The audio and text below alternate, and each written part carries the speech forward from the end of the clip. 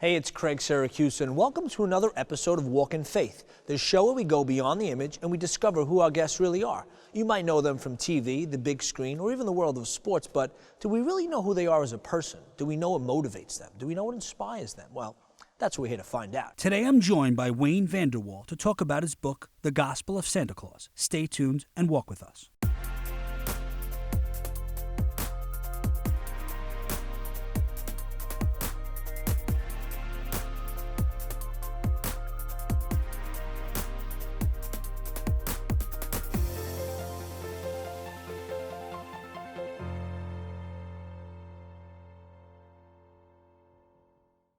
Wayne, thank you so much for coming all the way to Brooklyn from Reno. You know, I want to thank you because I didn't have any books ready for the Christmas season, and then a friend of mine, Mike, gave this to me, and at first glance I said, this is a big book, right? You know, this isn't something I usually gravitate towards, but I want to thank you. This was really a great book. I mean, before we get into the book, can you tell me a little bit about your personal journey and what inspired you to write The Gospel of Santa Claus? Well, growing up, I was raised Catholic, and so I've known the Lord since I was young, but you know, we all have our little prodigal times, and so I strayed away, but back in college came back to the Lord. Then got married, and after 16 years of marriage, went through divorce.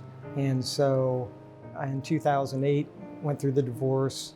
The holiday season rolled around, and you know, I wanted to do something different for my kids. I wanted to make the season more meaningful. And so I started researching more about St. Nicholas and who he was. I knew he was connected to Santa Claus in some way, but I didn't know really how. And so when I researched his story, I was amazed at how inspiring his story was.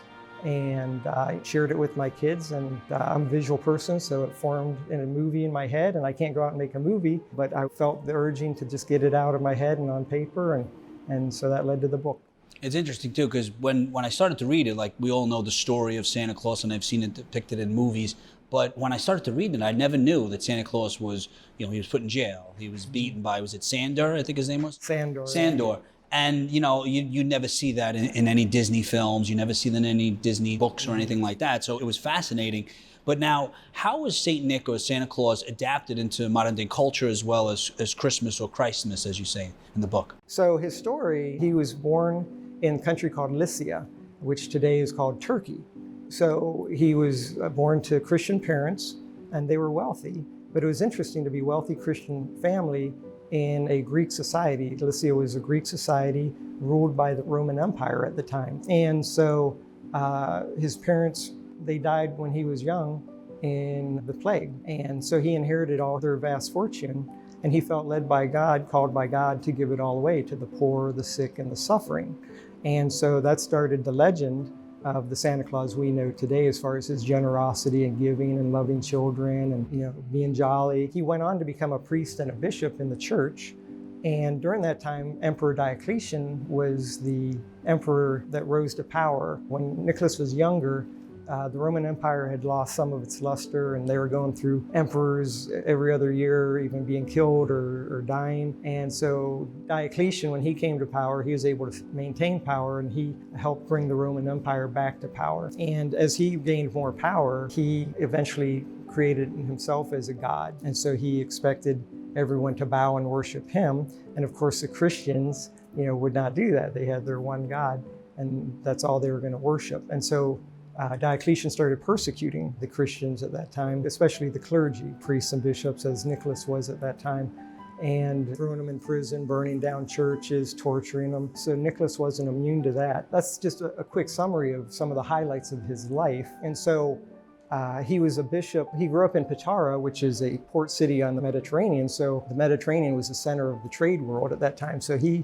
got to meet people from all over the world. And then he became Bishop of Myra, and that was a port city on the Mediterranean. So there's ministering to all these people from all over the world coming through. So his legend of giving and the stories of him touching people and healing people and ministering to people because of that location spread to the world. And so his reputation spread to the world. And now there's thousands of St. Nicholas churches all around the world. So that's how he's celebrated in so many different cultures today, with different names, of course, but very similar background as far as St. Nicholas. So how he morphed to Santa Claus today, to answer your question, is it all started here in New York, actually. Oh, really? Yeah, because New York was at one time called New Amsterdam. The Dutch had ruled this area back in the 1600s. The British came in, took it over, but yet the Dutch culture and celebrations were still in place because they still lived here. And so one of their traditions was St. Nicholas Day, December 6th. And they had St. Nicholas, but in their language, he was called Sankt Heer Nicolaas, or a nickname Sinterklaas. And so during the 17th century, up to the 18th century, the English and the Dutch living together, the English pronounced it a little different, and it morphed from Sinterklaas to Santa Claus as we know today. And so the traditions and how we know today really centered here in New York. And in 1809, Washington Irving published a book called The History of New York. And in there he proclaimed St. Nicholas, patron saint of New York. And not sure where he got that from, or if he just made it up and was just having some fun, but that's how St. Nicholas became the patron saint of New York, was through that. And then from there, in 1823, Clement Moore, a New Yorker, wrote the poem A Visit from St. Nicholas. We know it today as 'Twas the Night Before Christmas, but the original title is A Visit from St. Nicholas. It slowly just morphed. So Clement Moore took some things that Washington Irving said, and then fast forward to the 1880s, where Thomas Nast, the political cartoonist right here in New York, drew the modern day picture of Santa Claus that we know today. And then he drew from Clement Moore's poem. And so it just slowly morphed right here in New York City. Wow. To the Santa Claus we know today. I didn't know that. I didn't know that. I mean, that's fascinating. So I guess it wasn't Macy's that sort of, or any of the secular, department stores that pushed Christmas or Santa Claus itself. So just one quick thing before we take a break. There was so many interesting things in the book, and I loved how at the end of each chapter you had reflections and questions. And there was one question which I want to leave for the audience to take during this break. It's a simple question, but who are we thankful for, right, in our own lives? Let's just take a break and think about who we're thankful for, because during this time, during the season, we get overwhelmed, right? There's so much going on, whether it's shopping or it's just meeting with people and family and friends, but it's something that we just take for granted, that we just have to reflect on who we're thankful for. So we're gonna take a quick break, Wayne. We'll be right back and talk more about the Gospel of Santa Claus. Be right back with Wayne.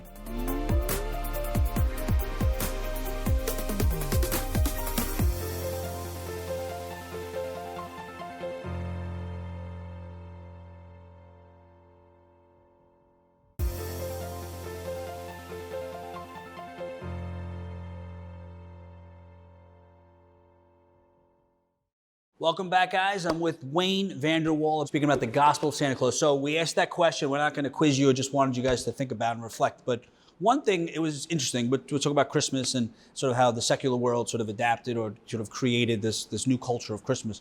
So the other day, a friend, and he's well known, we'll say, right? He wrote something on Instagram about how he was upset because Starbucks and a lot of these secular companies have sort of, just sort of endorsed and are promoting Christmas, but for the wrong reasons. And I thought about it and I said, it didn't bother me that much. It doesn't bother me, I say, because if they're making profits, because during this time, if it's Starbucks promoting the Christmas cup, it's bringing people to Christ, right? I mean, it's creating a conversation, because there aren't any other holidays where you see the secular world, atheists, non-Catholics, non-Christians, whoever, non-believers that are promoting Christmas.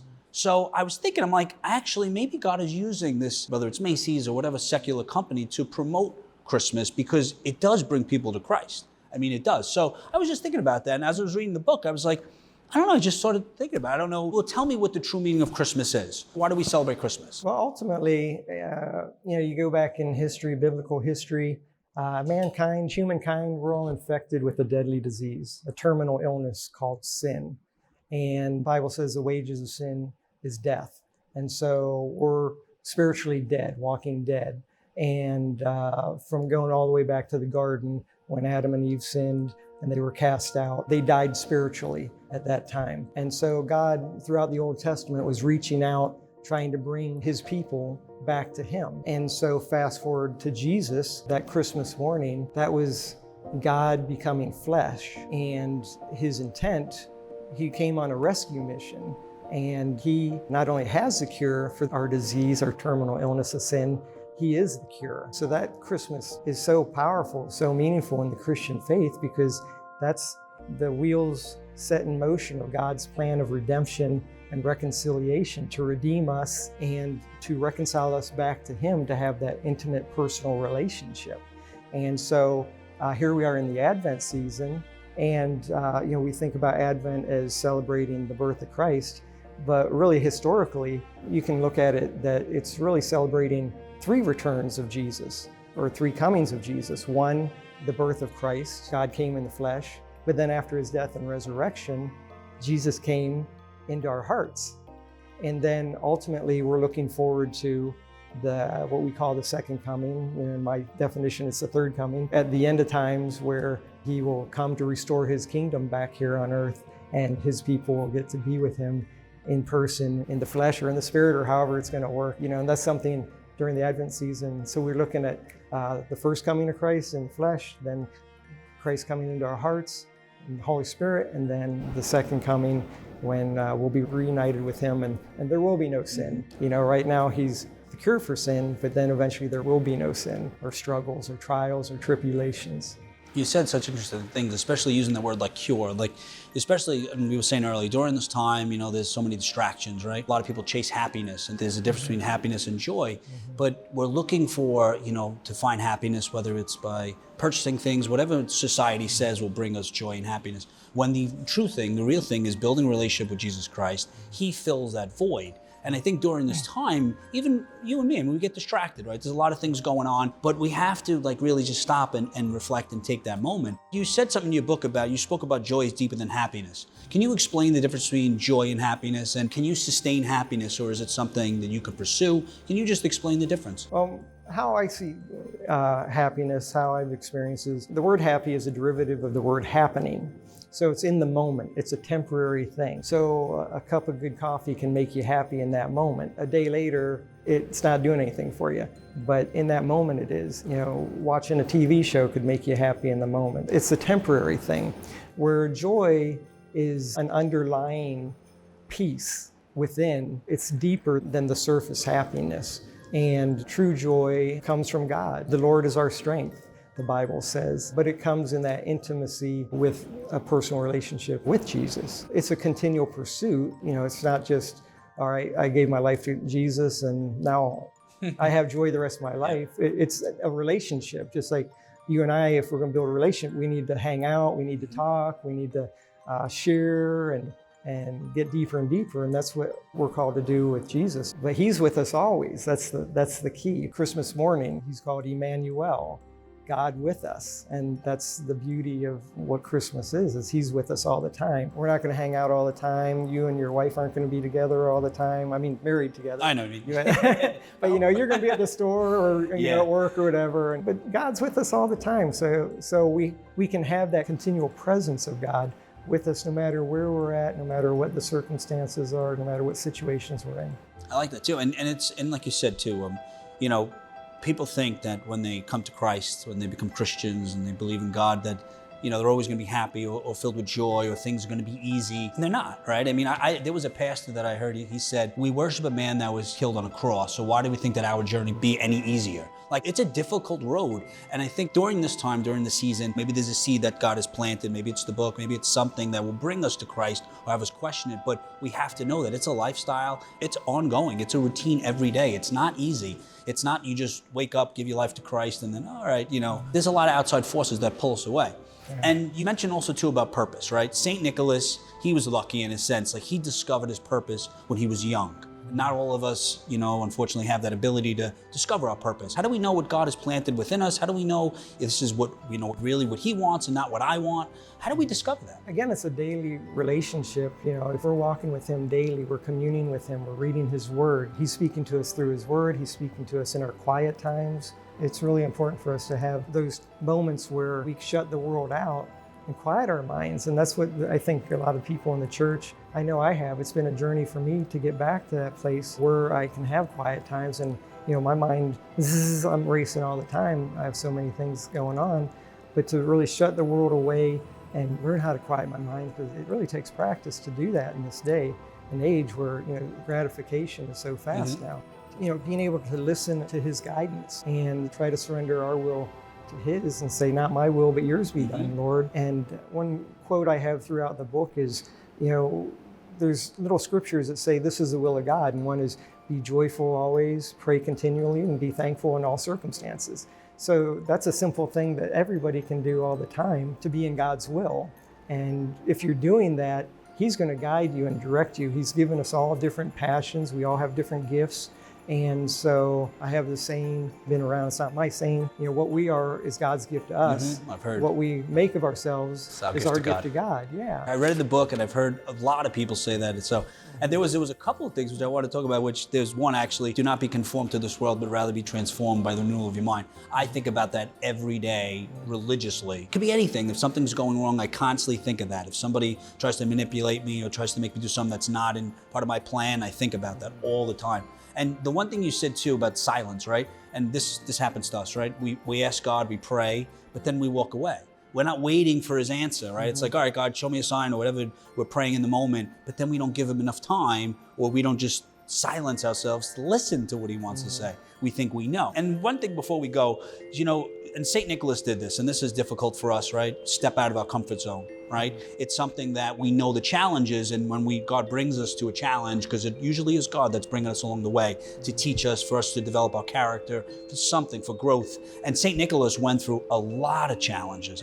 Challenges that, I can't even comprehend to some point. What are the benefits of a challenge, something like that? Maybe not as drastic as St. Nicholas, but just in general, this took you a long time to write. That took you out of your comfort zone, but you accomplished it. What does it mean to overcome a challenge, and what is the purpose of a challenge from a religious point of view? So, as you said earlier, life just is going to have its challenges, just like Jesus died on the cross. He didn't promise us anything. I just think of it this way, the title of your show, Walk in Faith. I love that title. Thank you. Because that's basically what we're talking about this whole time is walking in faith. The definition of faith is believing that God is who He said He is, and that He'll do what He said He'll do. And He never said He's going to give us a trouble-free life. In fact, the opposite. He said, in this life, you're going to have troubles. You're going to have trials, tribulations. But you know what? I'm with you. I'm Emmanuel. I'm with you. And that's what the Christmas morning is all about. And that's why it's so exciting to celebrate this season, is celebrating that God came to earth to be with us. But then knowing God is with us, there's a saying that if He's with us, and we're with Him, that's just as important. Just because He's with us doesn't mean we're with Him. We could be rejecting Him. I'll call on you when I need you, or are we engaged with Him? Are we, holding on to Him, clinging to Him, putting Him on like a parachute to save us? Are we with Him? But He's with us, and if we're with Him, then there's a saying, He's going to turn our mess into a message, our test into a testimony, our battle into a victory, and our impossible circumstance or situation into a miracle. And who doesn't want some miracles in their life? That was a great way to end the segment. We'll be right back with Wayne Vanderwall.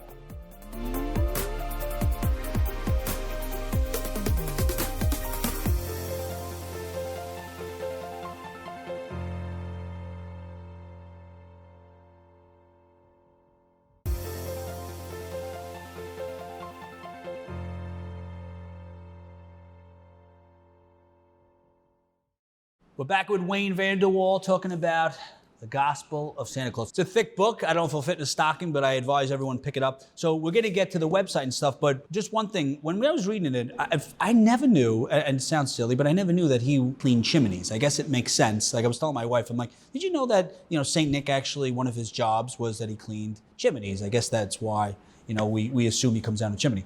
But one thing now, from reading the book, from the research, what is the one thing you hope the audience can walk away with from the life of St. Nicholas that they can use beyond Christmas when we take the lights down? What could they use throughout their life? Well, I'm hoping what they'll get is what I got from that first Christmas when I started researching him is discovering he's more than just a jolly old gent that gives presents, but that he was a human being.